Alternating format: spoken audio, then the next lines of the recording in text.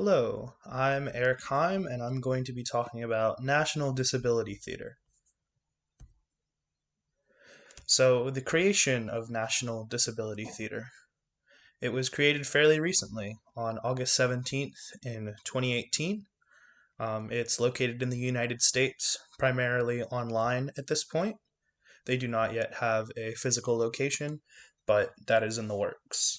And it was established by a group of disabled actors, such as Mickey Rowe, who is pictured here, who is an actor who has autism. He's also a circus performer. So the mission/beliefs of National Disability Theater is that they employ professional theater artists who create fully accessible and world-class theater and storytelling, changes social policy and the nation's narrative about disability culture, and provides a guiding model in accessibility for the arts and cultural sector. National Disability Theater strives to create a brave, creative, theatrical space, free from oppression or as free from it as possible. It attempts to act as a voice for those who are oppressed, even within the disabled community. National Disability Theater, as one voice within the larger umbrella of the disability community, acknowledges that the experience of disability occurs alongside other identities, and that disabled people who are black, brown, trans, queer, gender nonconforming, or non binary have been historically marginalized even within the mainstream disability rights movement, and the National Disability Theater aims to change that. Um, they have various things set up in order to do that, most of which are having people employed to make sure that there is proper respect between people who identify as different things. And the National Disability Theater believes in the power of representation in theater. The disabled presence throughout an artistic team, actors, writers, directors, designers, dramaturgs, ensures that disabled people are not othered. And by othered, it means discriminated against or seen as less than those who are able bodied. Goals, as they sit on the website. Um, they will show that a large professional theater company can be run by people who have disabilities. Most, if not all, of their staff are disabled in some way, some of them with disabilities such as cerebral palsy uh, or autism, and some with disabilities that are more physical, such as being in a wheelchair or missing a limb. Um, Radically transform theatrical practices by telling story through a lens of disability. That basically means that the shows that they will show that have a disabled person in them will be shown through that person's perspective as well. It won't just be shown as them being a side character, which most shows often do. Um, they will lead the nation in inclusion, representation, and access support from the top leaders in disability and entertainment. And they will powerfully spark greater inclusion for people with disabilities in all economic sectors because they believe that the amount of money you make and earn shouldn't dictate whether or not your beliefs are heard and you're seen. How it started, which is also stated on their website. The National Disability Theater uses a co-production model to collaborate with professional regional arts organizers around the country to make theater accessible on stage and off. That means that they will both be the theater will be accessible to those who are disabled for in the audience, but also that the stage itself will be accessible for someone who's disabled, i.e., if they have someone in a wheelchair in the performance, obviously they need to make the sets have ramps and not steps so that the people can um, act to their fullest potential and not be limited by how the stage is set up.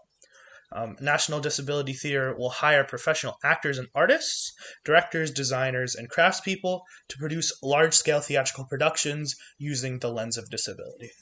This doesn't necessarily mean exclusively hiring people with disabilities to do these roles, but it opens it up to have people who are disabled fill these roles, especially as designers, so that the sets are definitely accessible for other people with disabilities, um, because people who are also disabled will design sets in a way that other people with similar disabilities to them will be able to use them. And ultimately, the National Disability Theater will impact industries beyond the arts sector, demonstrating that people with disabilities can efficiently and productively undertake professional work at the highest level, and that accessibility is not only right, but also profitable. So it basically preaches equality in the workforce, both acting and behind the scenes in the theater, and it makes sure that people who are filling those roles are able to profit from them. Why they exist. So, 20% of the American population has some sort of a disability. Um, Access not only affects this population's ability to participate in arts and culture, but also that of their spouses and families who may or may not also be disabled. That's a huge percentage of the American population that until now has not felt very comfortable or welcomed attending the arts. Currently, 95% of disabled characters are played by non disabled actors. Um, there are shows such as The Good Doctor or Atypical, which is a Netflix show, where the main actors, and these are movies, not theatrical productions, but it happens, or these are TV shows, not theatrical productions, but it does also happen in theatrical productions, that these characters are played by neurotypical people. They're playing people who are, they have autism, or they have another thing that makes them atypical, um, but they're played by neurotypical actors who do put a lot into their work to make sure that they are acting respectfully as their characters, but also, many people, especially um, NDT, would like to see these actors play because that like be played by people with autism or whatever they're portraying, because there are plenty of actors that actually do have this. There are shows such as Never Have I Ever, which have actors. There's an actor that has Down syndrome that plays someone who has Down syndrome. So there are shows more widely doing this, but it's definitely the exception, not the rule. Across all age groups, persons with a disability are much less likely to be employed than those with no disability. And a lot of that comes from the stigma that hiring someone with a disability will delay production or be more difficult for production, but often that's not true. Um, People with disabilities are able to cope in work environments just as people who don't have disabilities are. So it's definitely a lot more of a stereotype than a rule. Um, who are they? Mickey Rowe. Mickey Rowe, who's pictured up here, is one of the founding members, and he's an actor who has autism. He's the father of a 5-year-old child, and he's an advocate for representation in theater. For example, having disabled characters be played by disabled actors instead of being played by neurotypical actors. Um, he wants people to give up on the stereotypes behind disabilities and realize that disabled actors are just as capable as any other actor.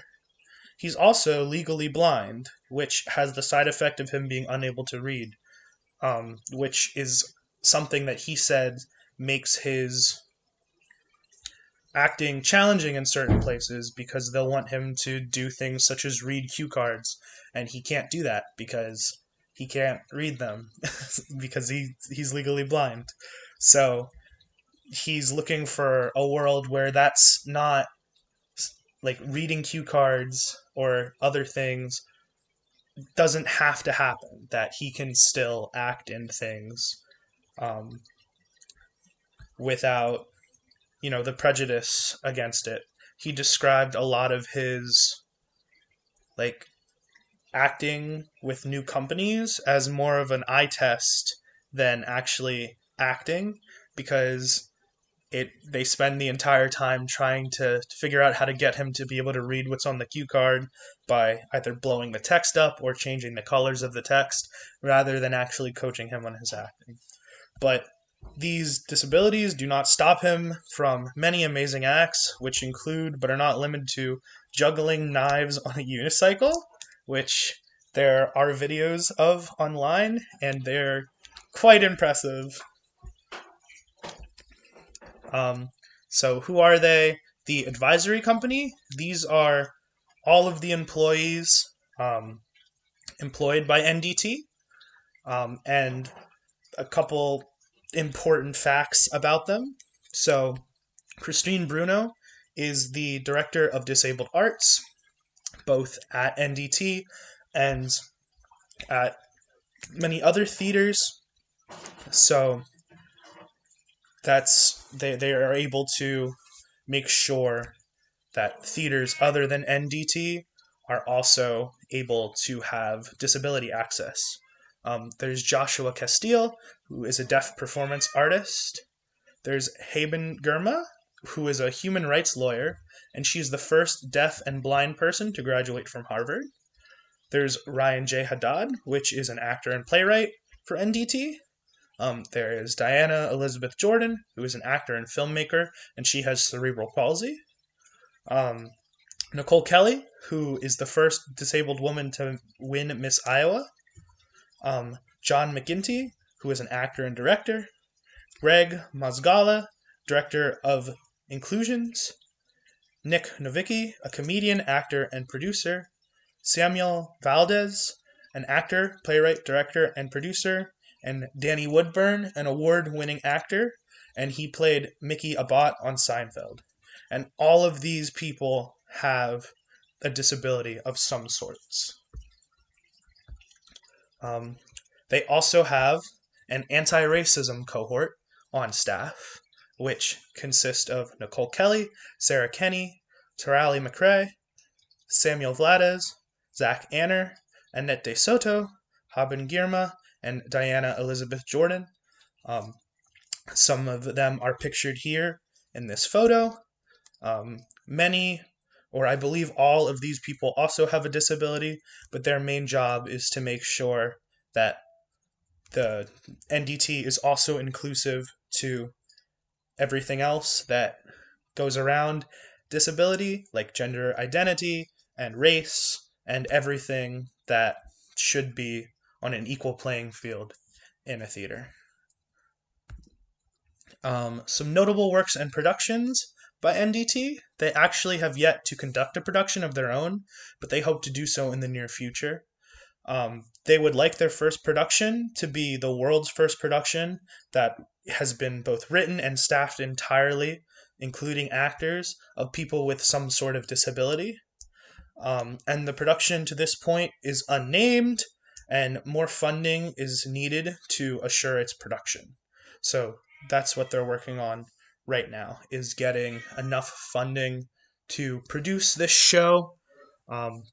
It's already in the works, but they haven't released many details about it because they don't want it to be spoiled in any way. And what are they doing now?